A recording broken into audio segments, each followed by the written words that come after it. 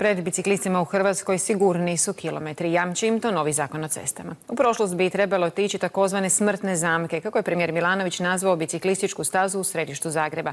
Baš ono o čemu je premijer govorio desilo se pred kamerama RTL-a danas. Ivan Vrdoljak ima priču. Tik uz stotine automobila i tako svakog dana, vozeći današnjom crvenom linijom u središtu Zagreba, Ivica se ipak osjeća sigurno. Da. Jel poštuju vozači propisa? A ne baš po kiši, ali uglavnom da. A danas je jako kišilo. Upravo na ovakve prizore i baš na ovu stazu mislio je premijer, govoreći o izmjenama zakona o cestama koji prvi put obuhvaća i biciklističku infrastrukturu.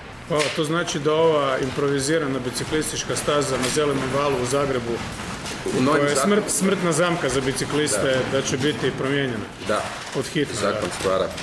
Ljudi se voze po cesti.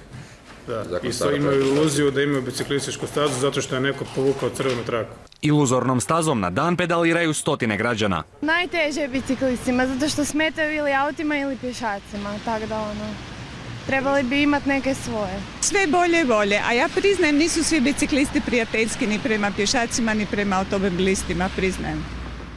Ali ne osjećate se ugroženo dok se vozite ovako uz aute? Čovjek to jednostavno zanemari. Računa da oni paze i ja pazim i šta sad. Biciklističke staze napokon postaju dio nacionalne strategije prometnog razvoja. Po prvi puta precizno definiranje biciklističke infrastrukture kao sastavnog dijela javne infrastrukture, to jest cesta. Za nekoliko mjeseci ministarstvo će tehničke standarde domaćih biciklističkih staza uskladiti s europskima. Pozdravlja to i sindikat biciklista.